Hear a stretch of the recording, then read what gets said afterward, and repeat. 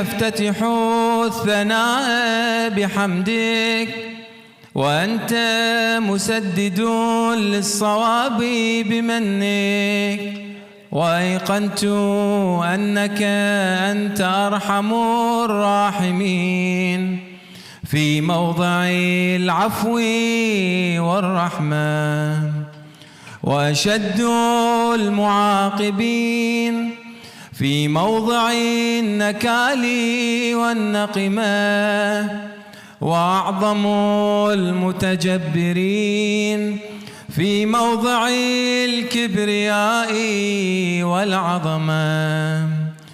اللهم أذنت لي في دعائك ومسألتك، فاسمع يا سميع مدحتي، وأجب يا رحيم دعوتي، وقل يا غفور عثرتي.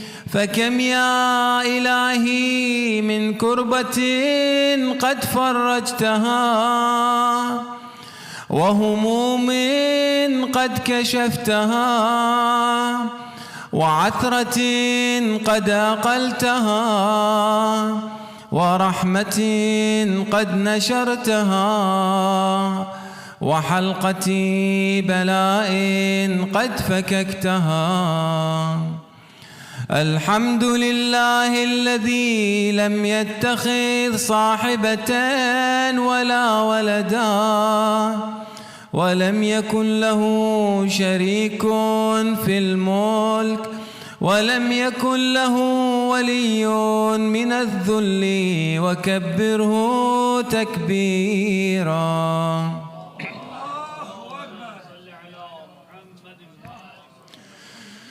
الحمد لله بجميع محامده كلها، على جميع نعمه كلها.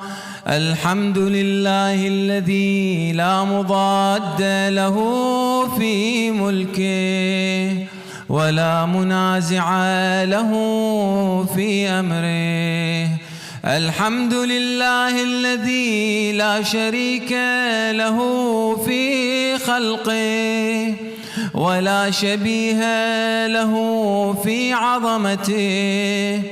الحمد لله الفاشي في الخلق أمره وحمده، الظاهر بالكرم مجده، الباسط بالجود يده، الذي لا تنقص خزائنه، ولا تزيده كثرة العطاء إلا جودا وكرما. إنه هو العزيز الوهاب. اللهم إني أسألك قليلا من كثير، مع حاجة بي إليه عظيمة، وغناك عنه قديم، وهو عندي كثير، وهو عليك سهل يسير. اللهم إن عفوك عن ذنبي، وتجاوزك عن خطيئتي، وصفحك عن ظلمي، وسترك على قبيح عملي، وحلمك عن كثير جرمي، عندما كان من خطئي وعمدي أطمعني في أن أسألك ما لا أستوجبه منك، الذي رزقتني من رحمتك، وأريتني من قدرتك، وعرفتني من إجابتك، فصرت أدعوك آمنا، وأسألك مستأنسا، لا خائفا ولا وجلا، مدلا عليك فيما قصدت فيه إليك. فإن أبطأ عني عتبت بجهلي عليك، ولعل الذي أبطأ عني هو خير لي لعلمك بعاقبة الأمور. فلم أر مولا كريما أصبر على عبد لئيم منك علي يا رب. إنك تدعوني فأولي عنك، وتتحبب إلي فأتبغض إليك، وتتودد إلي فلا أقبل منك. كأن لي التطول عليك، فلم يمنعك ذلك من الرحمة لي والإحسان إلي والتفضل علي بجودك وكرمك. فارحم عبدك الجاهل وجد عليه بفضل إحسانك، إنك جواد كريم. الحمد لله مالك الملك مجري الفلك مسخر الرياح فالق الإصباح ديان الدين رب العالمين. الحمد لله على حلمه بعد علمه، والحمد لله على عفوه بعد قدرته، والحمد لله على طول أناته في غضبه، وهو قادر على ما يريد. الحمد لله خالق الخلق باسط الرزق فالق الإصباح ذي الجلال والإكرام والفضل والإنعام، الذي بعد فلا يرى وقرب فشهد النجوى، تبارك وتعالى. الحمد لله الذي ليس له منازع يعادله ولا شبيه يشاكله ولا ظهير يعاضده. قهر بعزته الأعزاء وتواضع لعظمته العظمى، فبلغ بقدرته ما يشاء. الحمد لله الذي يجيبني حين أنادي ويستر علي كل عورة وأنا أعصي، ويعظم النعمة علي فلا أجازي. فكم من موهبة هنيئة قد أعطاني، وعظيمة مخوفة قد كفاني، وبهجة مونقة قد أراني، فأثني عليه حامدا وأذكره مسبحا. الحمد لله الذي لا يهتك حجابه ولا يغلق بابه ولا يرد سائله ولا يخيب آمله. الحمد لله الذي يؤمن الخائفين وينجي الصالحين ويرفع المستضعفين ويضع المستكبرين، ويهلك ملوكا ويستخلف آخرين، والحمد لله قاصم الجبارين مبير الظالمين مدرك الهاربين نكال الظالمين صريخ المستصرخين موضع حاجات الطالبين معتمد المؤمنين الحمد لله الذي من خشيته ترعد السماء وسكانها وترجف الأرض وعمارها وتموج البحار ومن يسبح في غمراتها. الحمد لله الذي هدانا لهذا وما كنا لنهتدي لولا أن هدانا الله.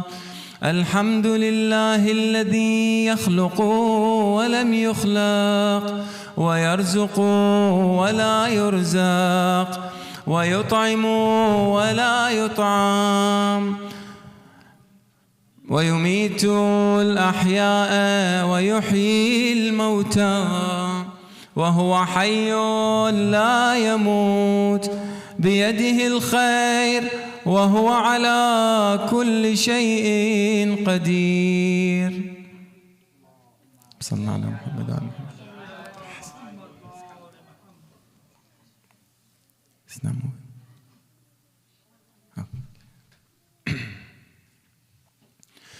اللهم صل على محمد عبدك ورسولك وأمينك وصفيك وحبيبك وخيرتك من خلقك وحافظ سرك ومبلغ رسالاتك أفضل وأحسن وأجمل وأكمل وأزكى وأنمى وأطيب وأطهر وأسنى وأكثر ما صليت وباركت وترحمت وتحننت وسلمت على أحد من عبادك وأنبيائك ورسلك وصفوتك وأهل الكرامة عليك من خلقك. اللهم وصل على علي أمير المؤمنين ووصي رسول رب العالمين عبدك ووليك وأخي رسولك وحجتك على خلقك وآيتك الكبرى والنبأ العظيم. وصل على الصديقة الطاهرة فاطمة سيدة نساء العالمين وصل على سبطي الرحمة وإمامي الهدى الحسن والحسين سيدي شباب أهل الجنة. وصل على أئمة المسلمين علي بن الحسين ومحمد بن علي وجعفر بن محمد وموسى بن جعفر وعلي بن موسى ومحمد بن علي وعلي بن محمد والحسن بن علي والخلف الهادي المهدي حججك على عبادك وأمنائك في بلادك صلاة كثيرة دائمة. اللهم صل على ولي أمرك القائم المؤمل والعدل المنتظر وحفه بملائكتك المقربين وأيده بروح القدس يا رب العالمين.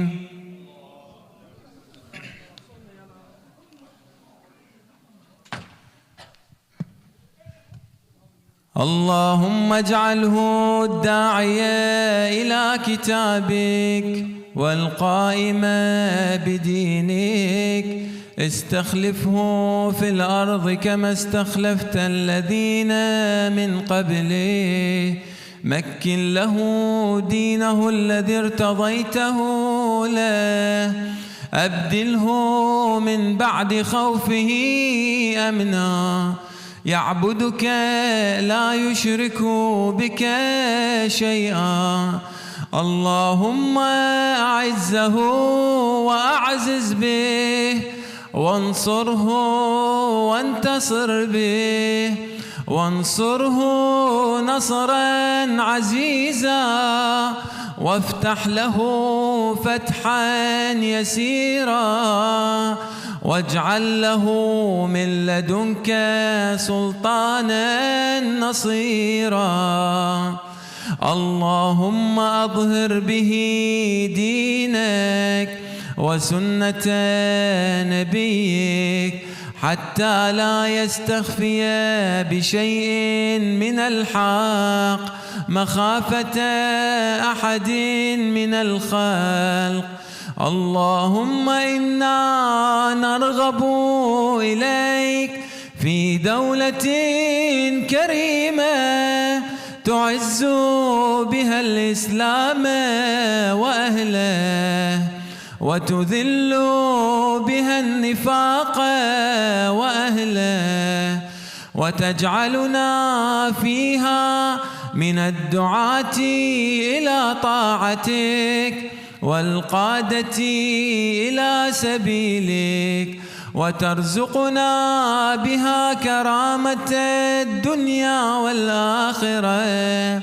اللهم ما عرفتنا من الحق فحملنا، وما قصرنا عنه فبلغنا.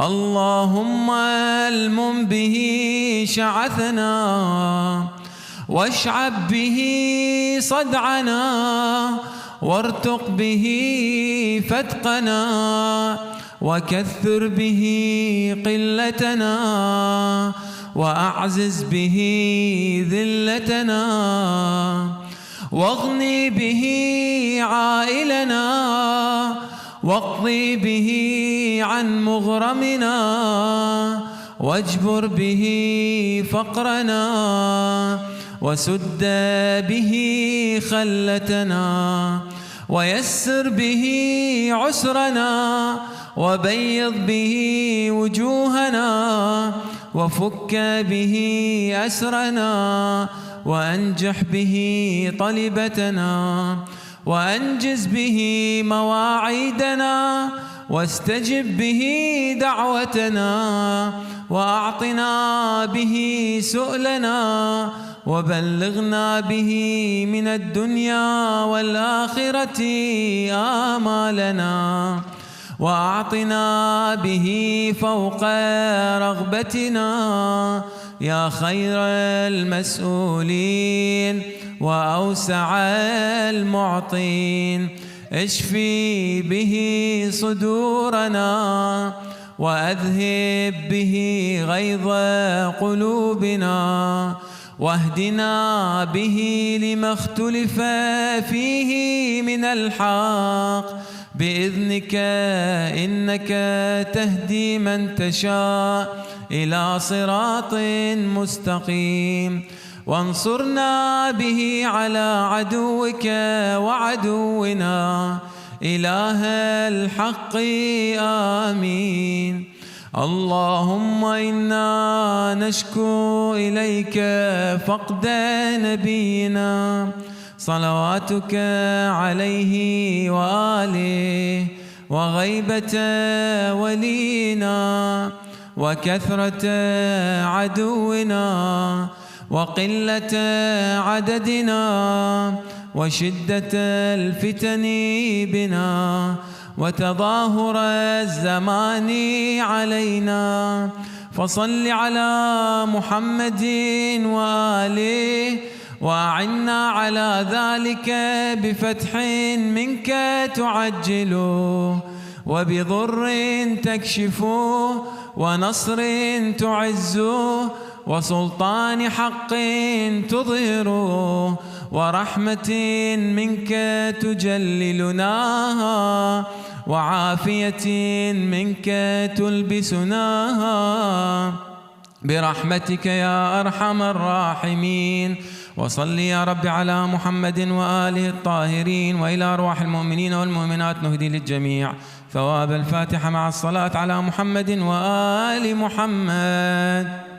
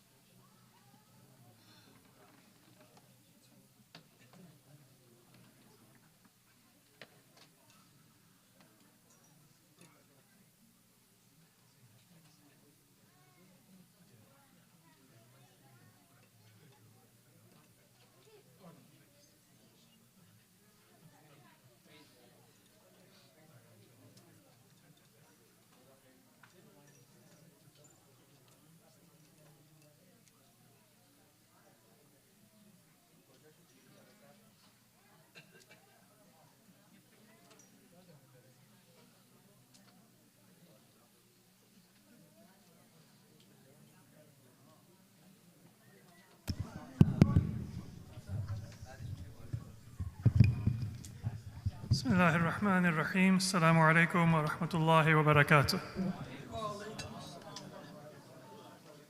So inshallah, today we will conclude a few of the areas regard to Qur'anic sciences that we had begun discussing, but we did not have the opportunity to discuss in greater depth. We talked a little bit about the different forms of recitation of the Qur'an, the collection of the Qur'an.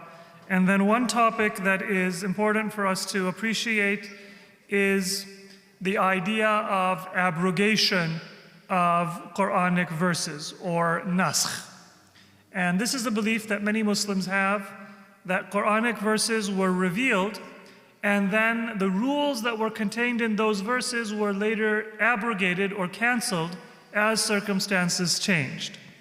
And this is one way that the Qur'an is often interpreted, by looking at a verse and saying, is this ruling still applicable or not? Because if a subsequent verse is seen to abrogate a previous verse, then the law contained in that verse may no longer be applicable, it may no longer be relevant.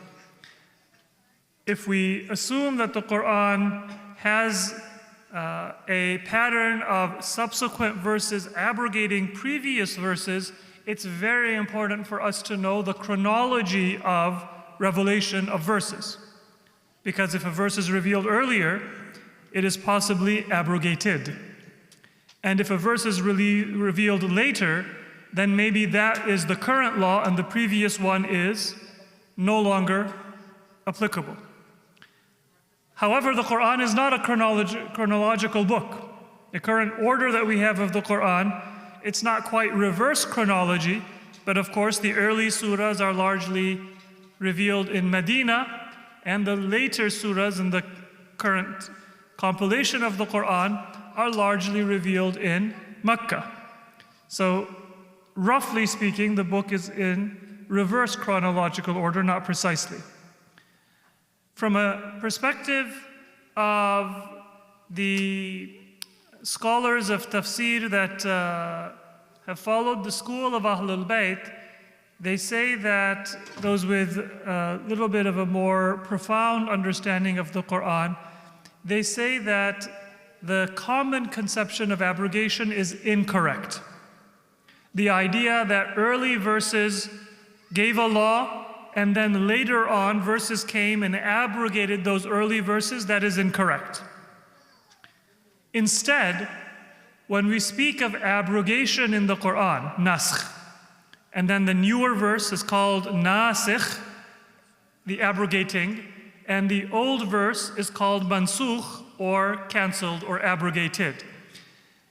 This is not understood in the more deep analysis to be chronology. Instead, it is meant to be something that deals with different circumstances. So, a verse that is nasikh, that is abrogating, the new verse, that does not mean that the previous law is cancelled. It means that detail has been given that fits certain contexts, but maybe the old verse is still applicable in other contexts. Let me give you an example of how this will work. The Quran, it mentions that you should seek peace and avoid warfare, and even when people are violent or aggressive, then you should try to deal with them in a peaceful manner. And the verses revealed in Mecca, they are filled with this kind of a message. وَعِبَادُ الرَّحْمَنِ الَّذِينَ يَمْشُونَ عَلَى الْأَرْضِ هَوْنًا وَإِذَا خَاطَبَهُمُ الْجَاهِلُونَ قَالُوا سَلَامًا, and so many other verses. Then there are verses that are revealed in Medina that permit warfare. أُذِنَ لِلَّذِينَ يُقَاتَلُونَ بِأَنَّهُمْ ظُلِمُوا. It is permissible for people to engage in warfare. If we take the first view, then what we will say is those verses that prioritized peace are abrogated, they are done. And now the Quran has said that it is a time to be more militaristic and warlike, and you fight. That is a view that is prevalent, especially in the mainstream Sunni literature of tafsir and law. If we take the second view, then we will not say that the first verses are abrogated and finished, and now the Quran has revealed verses about warfare. Instead, what we will say is that there are certain contexts where warfare is permitted.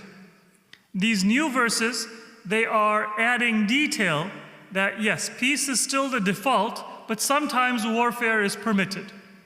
So it's abrogating in the sense of adding, supplementing, complementing the message from before. But the earlier verses about peace are still applicable in certain circumstances. And the verses of warfare are also applicable. So if you see this perspective, then it is not about chronology. It doesn't matter which verse was revealed earlier or later, because they are together to give you a complete picture of when Islam says that you should strive for peace and when Islam says that you should strive for war. Correct? The later verses are not canceling the previous verses, they are simply completing the picture. But it is one continuous text. You read both verses and you apply both verses, each in their proper circumstance. And this is the approach that Sayyid Khou'i, for example, advocates in Tafsir al-Bayan. In general, he says that most of those instances where people said a verse has abrogated another verse, those instances are not actually a form of abrogation, and both laws of the Quran are still relevant, or it is not a proper abrogation. So, within the mainstream Sunni world, we have several forms of abrogation that are claimed. One is that the recitation of the text is abrogated, but the law is not. So, imagine that you have a surah, or ayah, a verse, it contains a law. That law is enforced. Then, the recitation of that verse is cancelled, but the law remains. This is a little bit of a unusual kind of a situation. If the law is still enforced, then why would you cancel the recitation? But some Muslims, they believe and they call this naskhut tilawa, abrogation of the recitation. The reason for this is that there are certain ahadith reported in Sunni sources that say that this verse used to be recited in the Quran. But guess what? That verse is not found in the Quran. So they say, well, it must have been there, but then it was abrogated. And from a Shia perspective, we would say that those ahadith are not authentic. One example is an ayah called Ayatul Rajm, the ayah that speaks of stoning. So there is no verse in the Quran that speaks of stoning as a punishment for adultery. The Quran only speaks of lashes as a punishment for fornication. But there are ahadith which claim that there used to be an ayah recited that would speak of stoning. Now, that ayah is no longer to be found, so they say that ayah has been cancelled. But the law still applies. So that would be the abrogation of the reading of the text. It's no longer read, but you still apply the law. This is because of those ahadith, which we would say those ahadith are not authentic, and we believe that that law is true, but it comes from the sunnah of the Prophet, the teachings of the Prophet, and it's not part of the Quran.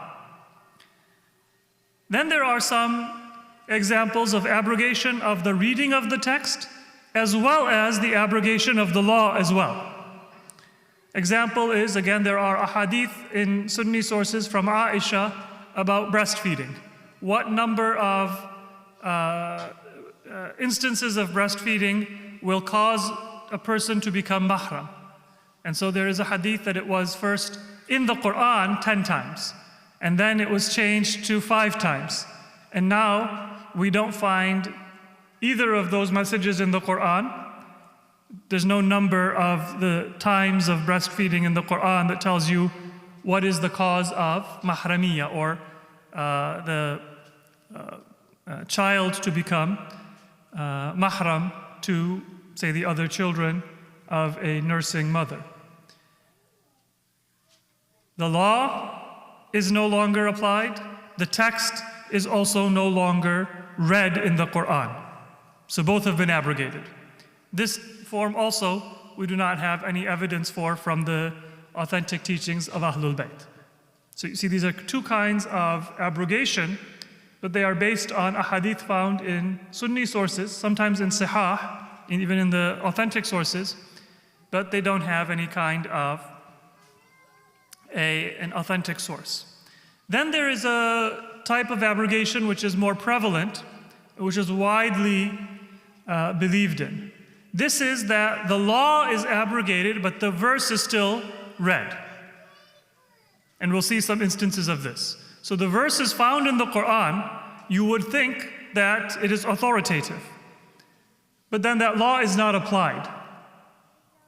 So what causes the abrogation? Sometimes the abrogation is by the sunnah of the Prophet. So there is a clear, definitive sunnah, tawatur, widely transmitted, and it is said that that hadith or sunnah, it abrogates what the verse of the Quran says. Then there is an opinion that sometimes you have another verse which is revealed that is looking at, that is, attentive to the previous verse, and it's changing the meaning. Or it's changing the law, I should say, not the meaning. But it's changing the law, therefore the second verse abrogates the law of the first verse. And then there is a third opinion, which is there is a second verse revealed. It's not directly related to the previous verse, but it abrogates the law of the first verse. And that is a little bit of an illogical category, because if the second verse is not related to and is not interpreting the first verse, then how would we say it is abrogating? So these are categories that have come from the tradition of tafsir and based on a hadith within the Sunni world that we would not consider to be authentic. In a sense, it is undermining the confidence of the Qur'anic text and undermining the ability to understand the Qur'anic text, because something is being recited, but you are saying that it is no longer authoritative. The controversial form of abrogation that unfortunately some Muslims do believe in is naskhut tilawa. The recitation was part of the Quran and then it was abrogated. And we have a number of examples of this. This is one of the ways that the Sunni world has reconciled a problem in their religious texts. There are ahadith that indicate that verses of the Quran used to be recited and were lost or forgotten. That would imply tahrif, which is the corruption and alteration of the Quranic text. But on the other hand, they don't believe in tahrif, they don't believe in the alteration or corruption of the Quranic text. So they say that all of those ahadith, they're not wrong, they're not inauthentic because they're in Sahih al-Bukhari or Sahih Muslim or in other sources. The texts are valid, the hadith is valid, but what it means is that the Quranic verse was canceled by God. It wasn't corrupted, but God said, I want you to stop reading it. So it's not human loss or corruption, but it is divine changing of His mind. Allah is changing His mind. What should you read and what should you not read? He said, read this verse, then stop reading this verse. Now, the problem with that is that if you look at the actual text of the ahadith, they don't indicate that there was any divine change. A goat came and ate up a certain verse and there's no record of that verse. That does not really indicate that Allah was the one who is changing it. But some examples we have in al-Bukhari, there's a narration from Umar that there was a verse obligating stoning of men and women who commit adultery. There is a hadith from Aisha which says that Surah al-Ahzab, which is currently 73 verses, at one time was about 200 verses. So almost 3 times as long as it is today. 2/3 of the surah was lost.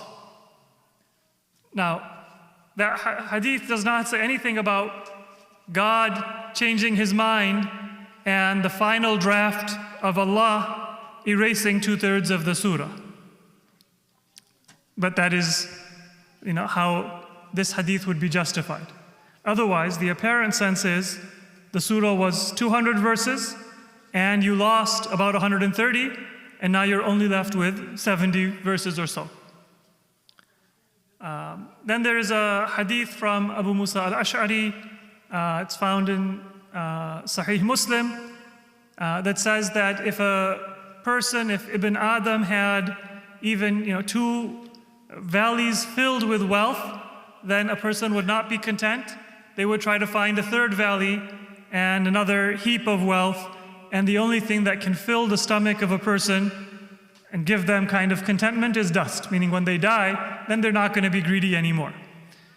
Now, that is found in Sahih Muslim, but the eloquence of that verse and the language and the structure does not fit the Quran, and it is not found anywhere in the Quran. Nor does the hadith say that Allah revealed this verse and Allah cancelled it. So what many Shia scholars have said is, really these are a form of tahrif. If you really look at what the verses, what these ahadith seem to be saying, they seem to be saying that you had 130 verses of Surah Al-Ahzab that were lost. You have verses that were written, and when the Prophet's funeral preparations were taking place, an animal came and ate that verse and destroyed it. This is tahrif. But you are justifying it with a far-fetched explanation by saying that Allah is the one who canceled the recitation just in order to say that we don't believe in tahrif. And then what happens is those same people sometimes say that it is the Shia who believe in tahrif. So this is called the idea of naskhut tilawa, canceling the reading of a verse. The claim by Ahl Sunnah is that it was Allah who canceled. But the reality is that those ahadith don't support that interpretation. If you look at the apparent sense of the ahadith, they are saying that parts of the Quranic text were lost or corrupted. Any questions? Good. Tahrif, as we said earlier, it means the corruption or alteration of a text. And that alteration can be one of 2 ways. One is an alteration of the meaning without changing the text. and another is an alteration of the text, which also changes the meaning. So Shia, you mean Shia does not, Shia does not accept these definitions? These ahadith, the Shia say that the Quranic text was corrupted in the sense of the meaning has been abused and misinterpreted. But the consensus view among the Shia school of thought is that the text of the Quran has not been lost or corrupted. The replace of the words or ayah is not part of the tahrif definition, right? By Shia. No, it's not part of tahrif, because that level of variation of some words, like salamun ala Yasin, salamun ala ali Yasin, that is accepted by both Sunni and Shia, and so that is not considered to be a form of tahrif, or it's not relevant to the discussion of tahrif.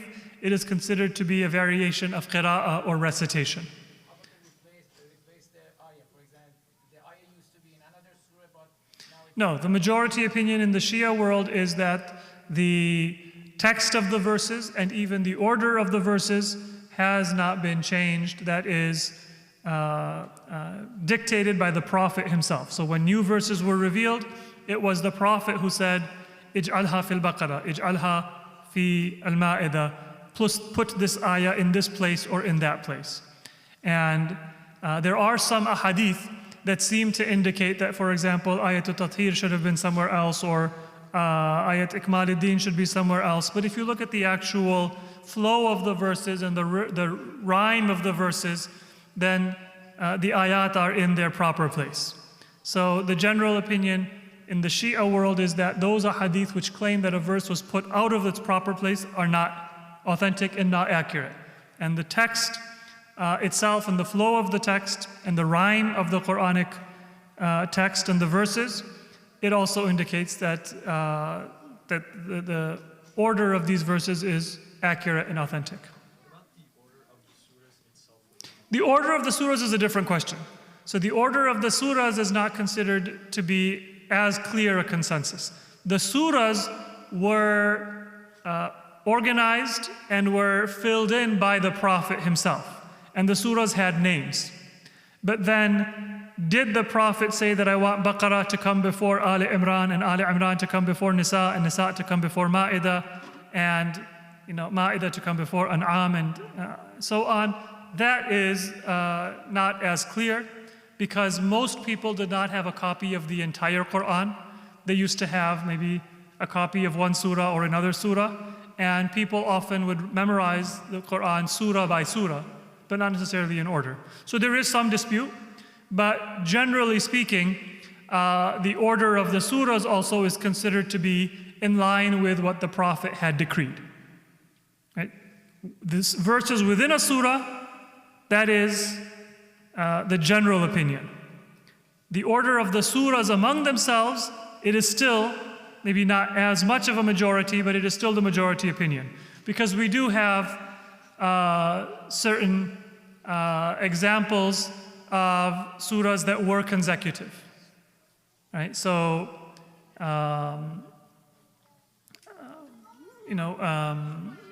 so for example, we have in the 30th juz, or we have Surah Al-Anfal and Surah Tawbah, and we have certain specific examples that these were consecutive. And then we have titles for groups of surahs, like At-Tiwal, Al-Mi'in. So these indicate that this group of surahs used to be together. But yeah, that's not as clear for us to say for sure. Sisters, any questions from the sisters' side? Go ahead, I'll come back to you. There has been mention, I think, I'm not sure in this series, but about Imam Ali alayhi salam having focused on, organizing the Quran and collecting the Mus'haf all together when, during the Saqifa time. And that the order that he chose, I don't know if that was going to be like the standing order, but that it was like chronological, is that? No, we don't have access to the book that Imam Ali had collected, so we can't say more than that he had explained the chronology and the commentary of the Quran. Explaining the chronology and the commentary doesn't mean that the surahs had a different internal structure, or that the surahs were organized in a different order for example, that the surahs in the 30th juz would have come in the front because they were chronologically earlier. We can't say that.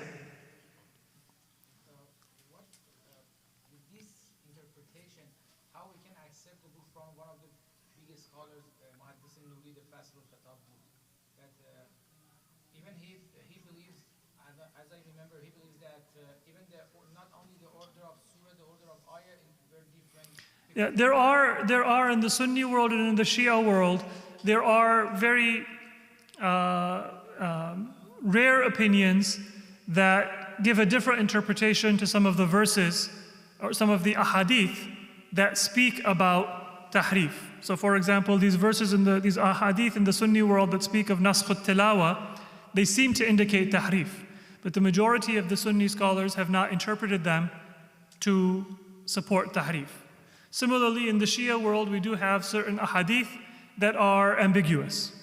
The majority of scholars have interpreted those ahadith to mean that the commentary of the Qur'an or the meaning of the Qur'an was something other than what people consider to be the meaning and the commentary of the Qur'an. But they don't interpret it to mean that the text of the Qur'an was changed or the order of the Qur'an was changed. There are some rare opinions that are considered to be fringe opinions and therefore not really worthy of mention that might consider a different interpretation of those ahadith or may accept ahadith that the vast majority of scholars reject. I'm not sure I understand the difference between abrogation of recitation and abrogation of law. So this abrogation of recitation Abrogation is that the text itself is no longer recited. Abrogation of the law is that the text is recited, but the law is no longer relevant. So let's give an example. See in this bottom example here, Surah Al-Baqarah, verse 180. كُتِبَ عَلَيْكُمْ إِذَا حَضَرَ أَحَدَكُمُ الْمَوْتُ إِنْ تَرَكَ خَيْرًا الْوَصِيَّةُ لِلْوَالِدَيْنِ وَالْأَقْرَبِينَ بِالْمَعْرُوفِ. The Quran says explicitly that if you have left good or property, if you have assets, it is ordained for you to make a will for your parents and for your nearest relatives. But the majority opinion in the Sunni world is la wasiyyata liwarith. You are not permitted to make a will in favor of somebody who is an heir. So let's say, for example, I'm writing my will. My parents and my children are going to be my natural heirs if they are alive. In the Shia world, I can make a will in favor of my parents or my children. They will take the portion that I give them as a will, by wasiyah, and they will take the portion that they inherit through inheritance. The Sunni world says that no, if somebody is an heir, you cannot make a will for them. Either they will inherit through inheritance, which is irth, or you can make a will. So, if I'm writing my will, my parents and my children will inherit me, right? But my uncle or my cousin will not inherit me. I can make a will, a wasiyah for my cousin or my uncle because they're not an heir, but I cannot make a will for my parents or my children because they are heirs. Is that clear? La wasiyyata liwarith. If somebody is a warith, an heir, you cannot have a wasiyah. But the Quran says the opposite. In taraka khayran, al-wasiyyatu lil walidaini wal aqrabin. And your walidain, if they are alive, are always heirs. And your aqrabin are always heirs, because al-aqrab yamna'u al-ab'ad. So this is a case where the verse is right there, but to be a little sarcastic, who are you going to believe? Your lying eyes, or what I tell you is the truth? The Quran says you give a wasiyah to your nearest relatives, but then they say that no, that's not what the Quran really means, or that's not the verse that's not the interpretation that is currently relevant. I don't mean to be flippant, but that is naskhul hukm. You're reading the verse, you're understanding the verse, there's no explicit verse that revokes it, but you say that it's abrogated. Are you differentiating has to do with the third, that you have the freedom to designate versus the part that... Yeah, this is the will that you have that you can designate for, in general, in Sunni law, you cannot make a will in favor of somebody who is also going to be an heir. That 1/3 cannot be given to an heir. it can be given to a non-heir. You can give it to, you can make a will in favor of, let's say, a distant relative, but you cannot give a will in favor of your son or daughter or parents. So that's an example of the law being abrogated, but the verse is not abrogated, we still read it. And then there's other examples we don't need to worry about. Any other questions? Go ahead. Two questions. One question is about, say, naming of the surahs. So with the same surah, that's Tahar and Insan, Isra and Bani Israel. So the confusion about the names. So what was the name? The names of the surahs are generally considered to be tawqifi, meaning that they were designated by the Prophet. And the only issue is that sometimes surahs have multiple names. So Tawbah and Bara'ah, Isra and Bani Israel, Dahr and Insan. Right? So the fact that you have multiple names does not mean that the Prophet did not refer to a surah with a name, or even maybe with multiple names. Especially like with Surah Bara'ah or Tawbah, there is a discussion that maybe as new verses were revealed and the overall message of the surah changed, did the Prophet himself give a second name or an updated name to the surah? So the general opinion is that the surah names are from the Prophet, but yes, there might be multiple surah names, all of which are given by the Prophet. Go ahead. The second question is the verse of making drinking haram. So initially the verse was that don't go near salat while you are intoxicated. And then there is some good and bad of drinking. So, and then third is, okay, it's totally prohibited. So how is that, say, term in Nasir or Mansur? So from a Shia perspective, the understanding of the verses that prohibit wine is not that wine was permitted and then it was gradually prohibited, but rather different aspects of the prohibition were mentioned in different verses. So for example, La taqrabu salata wa antum sukara is interpreted in a hadith as referring to not the intoxication of wine, but the intoxication of sleep. So, like if I wake up, in the morning and I'm kind of, Bismillah ar-Rahman ar-Rahim, alhamdulillah ar-Rahman ar-Rahim, maliki yawmiddin, iyyaka na'budu wa iyyaka nasta'in. Right? So that is a form of intoxication. I'm praying, but I'm also kind of asleep. So, once again, the conventional interpretation is alcohol was not prohibited, companions used to drink, gradually the Quran said stop drinking. Whereas the interpretation that we have from Ahlul Bayt is that no, even that first verse is still relevant. It is referring not to intoxication of wine, but towards the intoxication or the lack of, like we have sakratul maut, the intoxication of death. That's not real intoxication, but it's the stupor of death. So sukara or sakra, it can refer to stupor and not only to intoxication. And all of us have probably experienced that where we are praying or studying or doing something in the stupor of sleep or fatigue, and the Quran is referring to that. So it's not mansukh, it's still relevant. So I think we do have to wrap up. Maybe one or two questions from the sister side, and then we can conclude. Go ahead. So there's a verse that says, everything in the land and the sea is halal to you, eat it. And then there's a verse that comes that says, only eat what is halal, and then explains what you can eat. So then, is that previous verse? The verses of diet, there's different opinions about how to understand that. What we can say is that, this is not the only opinion, but what some ahadith do indicate is that there were certain things that were prohibited by Allah, and then there were certain things that Allah gave the Prophet the authority to prohibit on his authority. So the Prophet as legislator was disciplined by Allah to be able to then legislate on his authority. This is a matter of discussion in the principles of jurisprudence. Is the job of the Prophet only to convey something legislated by God? That's one opinion.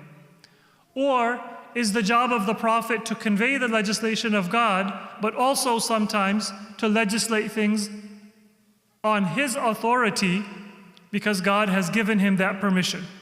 A number of ahadith do indicate that the Prophet had that authority to legislate within the parameters that God has specified for the Prophet.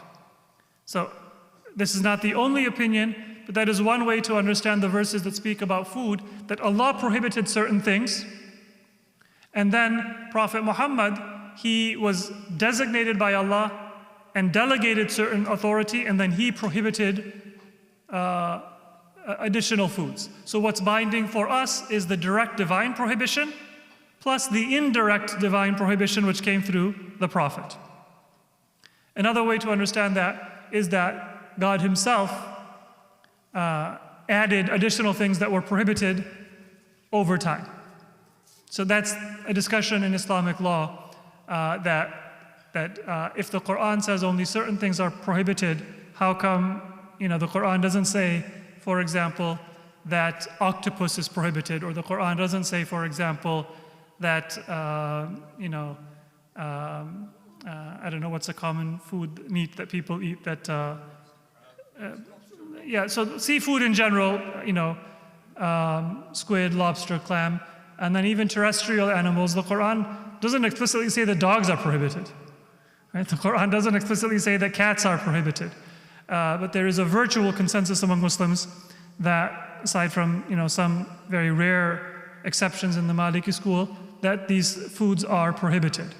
A majority of Muslims, Hanafis, will say that snakes and lizards and these animals are also prohibited.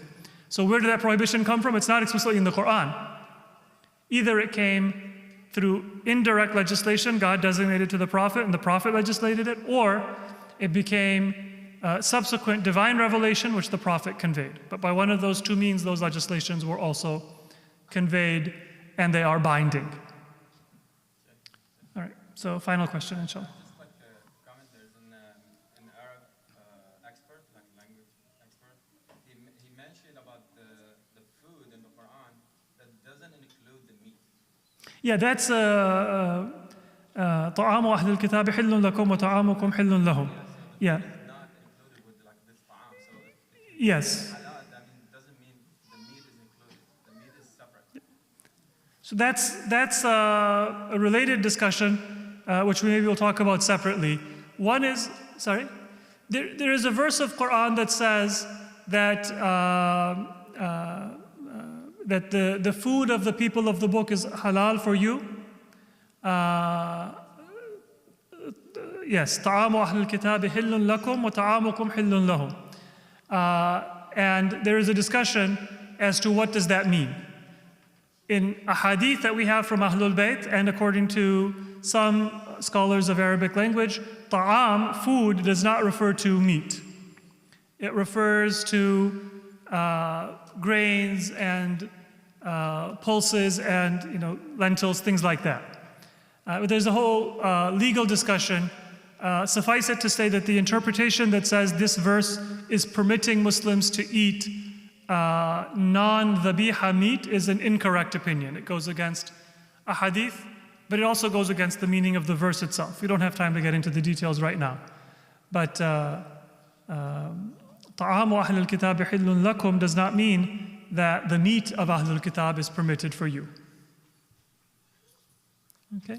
So that's a discussion on abrogation. There is one interesting verse, though I'll just conclude, Ayatun Najwa. And this verse, it speaks about a law that was made that before you have a private conversation with the Prophet, give charity. It was an obligation, and people used to crowd around the Prophet to try to get their questions answered. When this verse was revealed, all of a sudden everybody took a step back because it was now you have to pay for it. You have to pay for access to the Prophet. And only Imam Ali, he had a dinar, he converted it to 10 dirhams, he asked 10 questions to the Prophet, and then Allah lessened that burden and said that you don't have to pay. So this is a verse of Quran that was abrogated. Right? And Imam Ali has said that this is a verse of Quran that nobody has acted on other than me. Because the law was made, I performed that sadaqah, and then I asked the Prophet my questions, and then the law itself was abrogated. So this is a case of naskh. It is an abrogated verse, but it was one way to enshrine in the Quran a special virtue of Imam Ali. Only Imam Ali acted on this verse. No other companion, caliph or non-caliph, muhajir, ansar, acted on this verse. All right, so I think that there are a few more questions, but we can conclude for those of you who would like to head home. If you have a few more questions, I can be available individually. Sallu ala Muhammad wa ali Muhammad.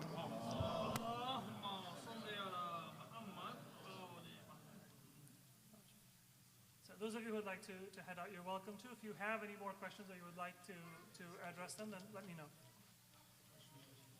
Go ahead, Brother Mustafa, go ahead.